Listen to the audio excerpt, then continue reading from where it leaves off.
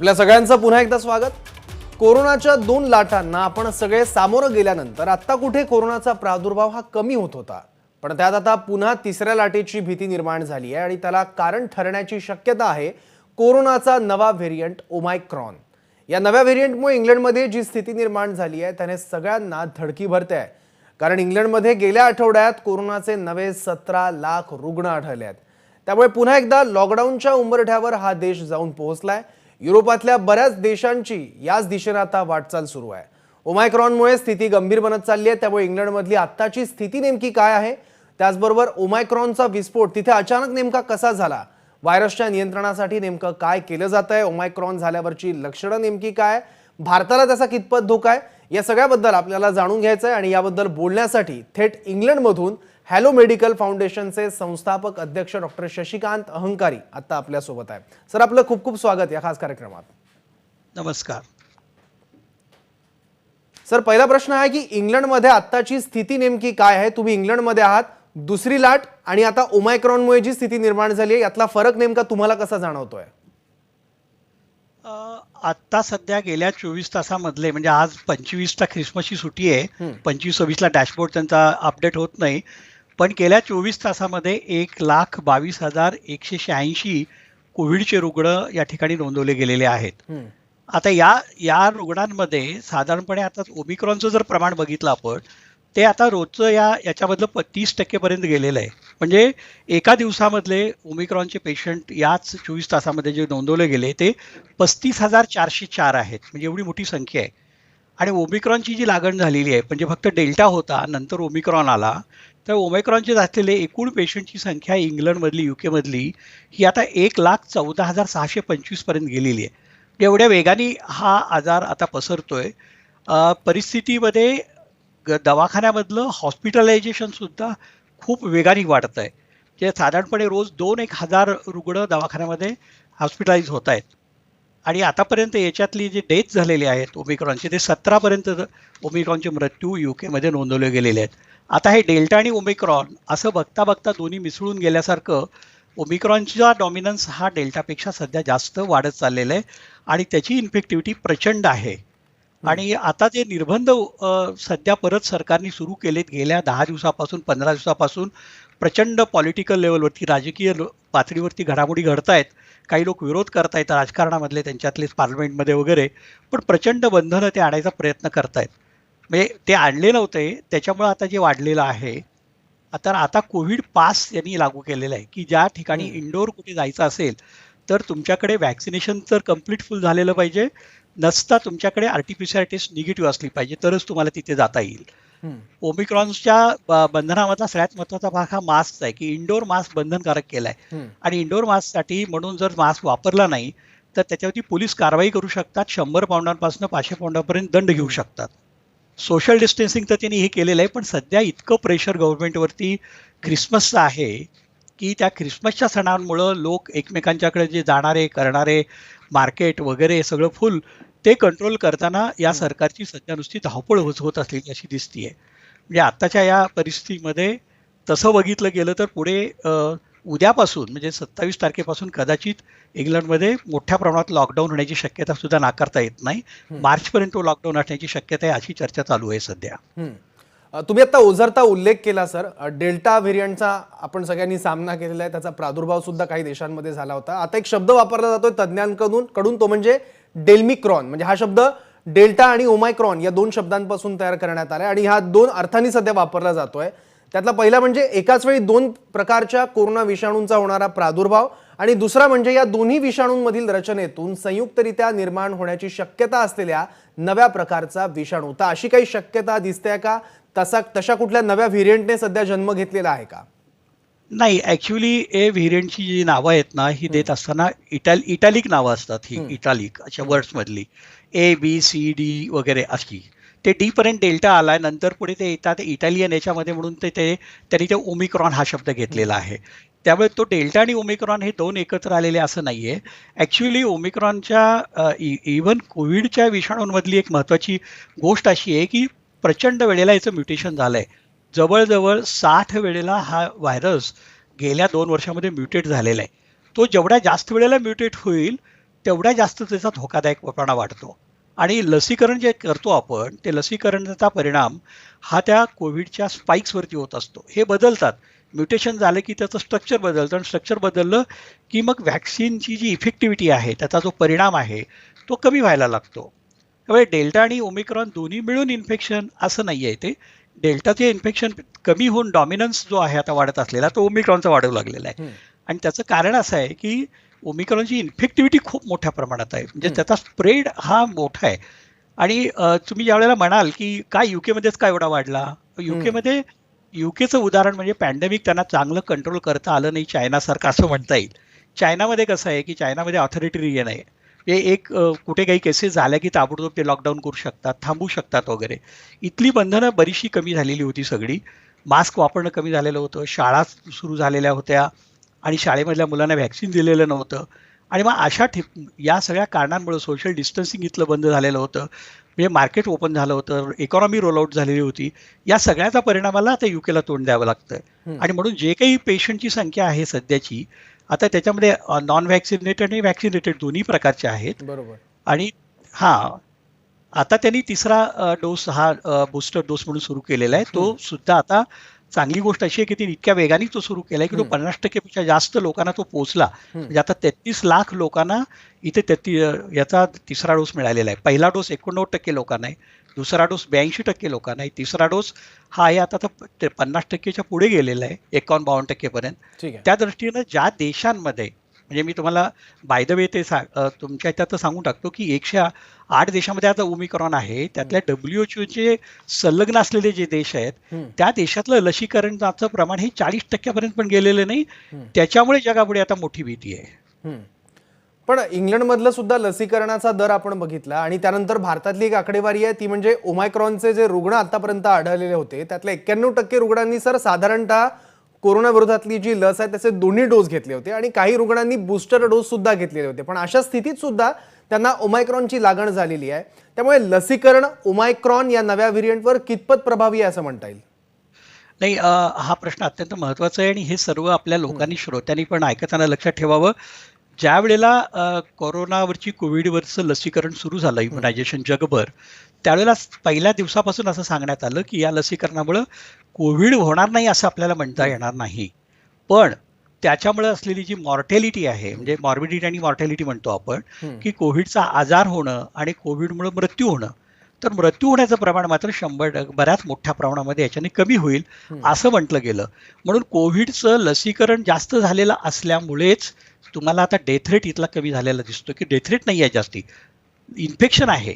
लसीकरणामुळे infection होणार, पण तुम्हाला प्रोटेक्ट करावं लागणार. आता ओमिक्रॉनला थांबवण्यासाठी लसीकरण म्हणजे ओमिक्रॉन होऊ नयेच म्हणून नाही, पण ओमिक्रॉनपासून संरक्षण मिळण्यासाठी, की त्याच्यामुळे होणारे जे वेगळे आजार आहेत, कॉम्प्लिकेशन्स आहेत, हॉस्पिटलायझेशन आहे, व्हेंटिलेटरवरती पेशंटला जावं लागेल, ऑक्सिजनची नीड आहे, हे सगळं कमी करण्यासाठी म्हणून आपल्याला या ठिकाणी लसीकरणाची जास्त गरज आहे. म्हणून या देशामध्ये तुम्ही बघा ना, एका आठवड्यामध्ये 17 लाख केसेस होतात आणि मृत्यू फक्त 17 होत आहेत. हा महत्वाचा भाग आहे. डेल्टामध्ये सुद्धा तुमचं हॉस्पिटलायझेशन बऱ्यापैकी होतं, म्हणजे रोज 2000 हॉस्पिटलायझेशन चालू आहे इथे सध्या.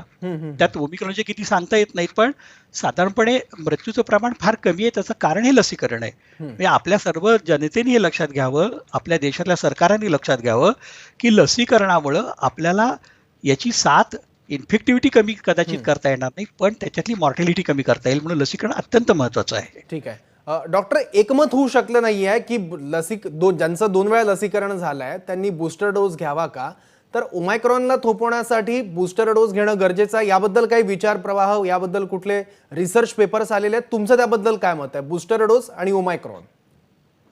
लसीकरणानंतर या ठिकाणी मोठ्या प्रमाणामध्ये संशोधन सतत चालूच राहिलेलं आहे. त्या संशोधनातून असं लक्षात आलेलं आहे की 6 महिनेपर्यंत, म्हणजे दोन्ही डोस घेतल्यानंतर 180 दिवसापर्यंत याचे अँटीबॉडीज ज्या शरीरामध्ये तयार झालेल्या आहेत ते ऍक्टिव्ह राहतात आणि त्या तुम्हाला प्रोटेक्शन देतात. आणि 180 दिवसानंतर अँटीबॉडीचं प्रमाण कमी होत जातं.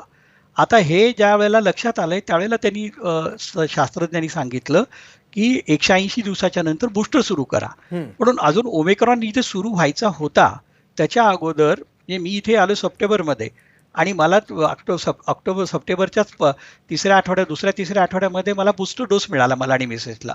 जे त्यांनी अगोदरच सुरू केलेला होता, की 6 महिन्यानंतर याची जर इफेक्टिव्हिटी कमी होत असेल बूस्ट याची मधल्या अँटीबॉडीची, तर अँटीबॉडीज परत वाढायला पाहिजेत म्हणून तिसरा डोस आवश्यक आहे. म्हणून त्यांच्यामध्ये आता त्यांचं एकच फार मोठं असं टार्गेट आहे की 80% पर्यंत त्यांनी बूस्टर द्यायचे आणि सर्व वयामधल्या म्हणजे आता लहान मुलांमध्ये 12 वर्षाच्या पुढचं मी तुम्हाला प्रमाण सांगितलं.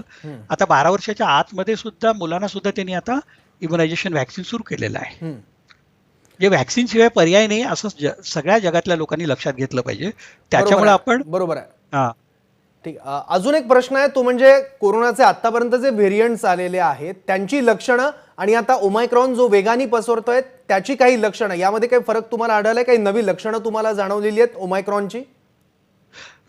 जसे जसे व्हेरियंट बदलत जातात कोविडचे तशी तशी लक्षणं बदलत गेलेली आहेत पहिल्या ह्याच्यापासूनच. म्हणजे पहिल्यांदा तोंडाला चव नसणे, सुगंध वास न येणे, ताप असणे, सर्दी पडसं, नंतर त्याच्यामध्ये वेगवेगळ्या गोष्टी ऍड होत गेल्या की डोळा लाल होणे, आपण बघितलं डोळे काढावे लागले आपल्याला याच्यामध्ये.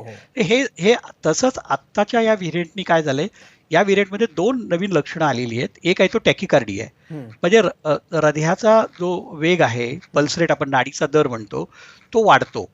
आणि दुसरा आहे तो फटीक, म्हणजे प्रचंड अशक्तपणा येतो. हे 2-3 दिवसच राहतं असं म्हणतात, पण ते इतका अशक्तपणा येतो की तुम्ही गळून गेल्यासारखेच होता. आणि हार्टचा रेट जर वाढला तर त्याचा परिणाम शेवटी जे मॉर्बिड लोक आहेत की ज्यांना पूर्वीपासून हृदयविकाराचे आजार आहेत, ब्लड प्रेशर आहे, काही इतर गोष्टी झालेल्या आहेत, त्यांच्यामध्ये जर हा टॅकिकार्डिया सहन नाही झाला त्यांच्या येणार हृदयाला तर त्याचा धोका होऊ शकतो. ही 2 लक्षणं या रोगामध्ये विशेष करून जास्त आढळलेली आहेत. सर, याला जोडून एक प्रश्न आहे, म्हणजे डेल्टा व्हेरियंटमध्ये आपण बघितलं की शरीरातल्या ज्या व्याधी आहेत त्यांना ट्रिगर डेल्टा हा व्हेरियंट करत होता. म्हणजे डायबिटीज असेल, त्यानंतर हार्ट डिसीज असतील किंवा इतर कुठल्या व्याधी असतील, तर तसंच ओमायक्रॉन मध्ये सुद्धा दिसून येतं का की त्या मानानं ओमायक्रॉन हा फारसा सौम्य आहे, शरीरावर लॉंग टर्म अफेक्ट तो करतो का? कितपत करत असेल तर? खरं म्हणजे काय होतं की हे फार आपण इतक्या लवकर त्याच्याबद्दल सांगू शकत नाही, कारण आता डे टू डे त्याचा रिसर्च आणि मॉनिटरिंग चालू आहे. आता येऊन त्याला 1 महिना होत आलेला आहे. म्हणजे 29 नोव्हेंबर पासून तुम्ही बघितलं, आता 25 डिसेंबर आहे. 1 महिन्यामध्येच आपण हे सगळे अंदाज बांधतोय. म्हणून आता काही लोक असं जे म्हणतायत ना की काय एवढी ओमिक्रॉनची धास्ती आहे, कुठे एवढ्या मोठ्या प्रमाणात लोकांचे मृत्यू होत आहेत वगैरे वगैरे, पण ते सगळं कळायला अजून 4-6 आठवडे लागतील. म्हणजे किमान काही 1-2 महिने गेल्यानंतर आपल्याला कशाचा काय काय परिणाम होतो आहे याचा सगळा अनालिसिस करता येईल.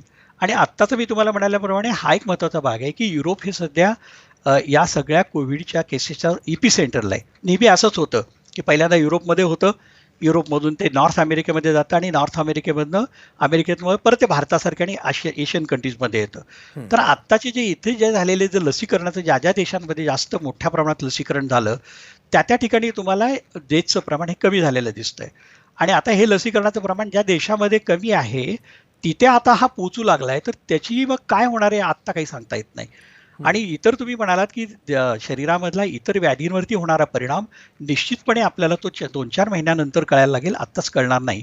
कारण इव्हन मागच्या वेळेला सुद्धा आपल्याला पोस्ट कोविड सिंड्रोम्स आणि डिसिजेस आपण जे म्हटले ते आपल्याला कळायला जवळजवळ वर्ष लागलेलं आहे.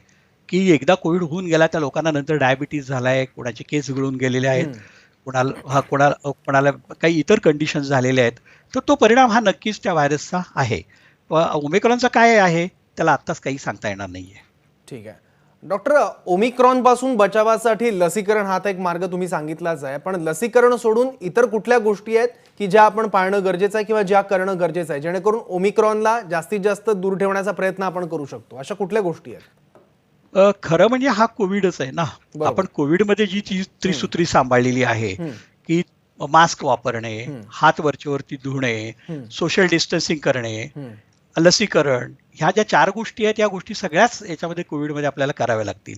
म्हणजे आपण आपल्या देशामध्ये आता ज्या मोठ्या प्रमाणामध्ये आपण गॅदरिंग्सला परवानगी दिली आहे किंवा आता राजकारणाच्या दृष्टीने आता निवडणुका लागत आहेत. आता काहीतरी 27 डिसेंबरला आपल्या देशामध्ये याची निवडणूक आयोगाची बैठक होती की इलेक्शन डिक्लेअर करण्याबद्दल. करायला नको डिक्लेअर अशा काळामध्ये, 1-2 महिने पोस्टपोन करायला पाहिजे. अलाहाबाद हायकोर्टाने सांगितलेलं आहे. म्हणजे ज्या कारणाने सध्या लग्नांना प्रचंड गर्दी होते 5-5, 10-10 हजाराची, ह्या सगळ्या गोष्टीतून आपण या इन्फेक्शनला परत आमंत्रण देतोय. तर सोशल डिस्टन्सिंग करणं, मास्क वापरणं, लसीकरण करून घेणं, वरचेवर हात धुणं आणि आयसोलेशन करणं पेशंटना हे गरजेचं आहे. ठीक आहे डॉक्टर, अजून एक प्रश्न इंग्लंडमधल्या स्थितीवरून, तो म्हणजे इंग्लंडमध्ये ख्रिसमसचा जो वीक आहे तो आत्ताचा आहे, पण त्यापूर्वीच ओमायक्रॉनच्या रुग्णांमध्ये इतकी मोठी वाढ होण्यामागची नेमकी कारणं काय वाटतात आपल्याला? असे काय पीपल गॅदरिंग्स काही मोठ्या प्रमाणात झाले होते इंग्लंडमध्ये गेल्या काही दिवसात, की आणखी काही? तुम्हाला जर लक्षात असेल, तुम्ही ऐकलेले असेल की पहिले इंग्लंडमधले रुग्ण जे निघाले ओमिक्रॉनचे कुठले निघाले? स्कॉटलंडमधले निघाले. स्कॉटलंडमध्ये काय झालं होतं? COP26 झालं होतं. पर्यावरणाची मोठी जागतिक परिषद झाली होती. मोठ्या प्रमाणामध्ये इंटरनॅशनल ट्रॅव्हल झाला होता. 50-50 हजार लोक परदेशातून आलेले होते. तिथून सुरुवात झाली ना ती सगळी. हे एकदा हे सुरुवात कशी आहे की आपल्याकडे पण बघा की पहिल्यांदा 2-4 केसेस येतात, त्याचं प्रमाण वाढत वाढत वाढत जातं आणि डबलिंगचं जे प्रमाण आहे ते जवळजवळ आता 1 महिन्यानंतर डबल व्हायला लागतं. तसं ते डबल होत गेलेलं आहे.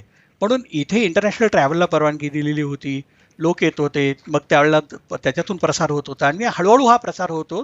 आत्ता तुम्हाला जी आकडेवारी ती जास्त गेल्या 2 आठवड्यामध्ये जास्त झालेली दिसतीये. अगदी आणि हे आणि दुसरं महत्वाचं कारण इथलं असं आहे की शाळा सुरू झाल्या. शाळा बंद करून जमत नव्हतं. शाळेमध्ये मुलांनी मास्क वापरणं फार अवघड आहे, लहान मुलांनी वगैरे. आणि सगळ्यात जास्त मोठ्या प्रमाणामध्ये ओमिक्रॉनचे जे पेशंट्स डिटेक्ट होत आहेत त्याच्यामध्ये पिडॅट्रिक पेशंट जास्त आहेत, लहान मुलं जास्त आहेत सगळ्याच देशांमधली. काय? कारण त्यांना लसीकरण झालेलं नाहीये, असाही त्याच्यातला भाग आहे. आणि मुलं सोशल डिस्टन्सिंग पाळू शकत नाहीत ना. शाळेमध्ये आले की खेळणार, एकमेकाच्या गळ्याला पडणार आणि मग त्यांना रोखणं फार अवघड आहे. ते म्हणून इथे तो त्या पद्धतीने वाढलेला आहे. बरोबर. रुग्णसंख्येचा विस्फोट इंग्लंडमध्ये झालाय, तिथे काही चुका झालेल्या आहेत सरकारच्या, आणि त्याच चुकांची पुनरावृत्ती आपल्या इथे होते आहे का, हा प्रश्न उपस्थित करणारी ही बाब आहे जी तुमच्या मुद्द्यातून उपस्थित होते. धन्यवाद सर. ओमायक्रॉन नेमका काय आहे, इंग्लंडमधली काय स्थिती आहे, त्याचा आपल्याला कितपत धोका आहे, पुन्हा ओमायक्रॉनपासून आपण कसं दूर राहू शकतो, या सगळ्या मुद्द्यांवर तुम्ही फार कमी वेळेत खूप चांगली उत्तरं दिलीत आणि सोप्या शब्दात हा विषय आमच्यापर्यंत पोहोचवलात. आपले पुन्हा एकदा आभार की आपण वेळात वेळ काढून या कार्यक्रमात सहभागी झालात आणि ही सगळी माहिती दिली. धन्यवाद डॉक्टर. नमस्कार. आणि याचा आता वेळ झाली एका छोट्याशा ब्रेकची. ब्रेकनंतर पुन्हा भेटूयात. पाहत रहा एबीपी माझा. एबीपी माझा, उघडा डोळे बघा नीट.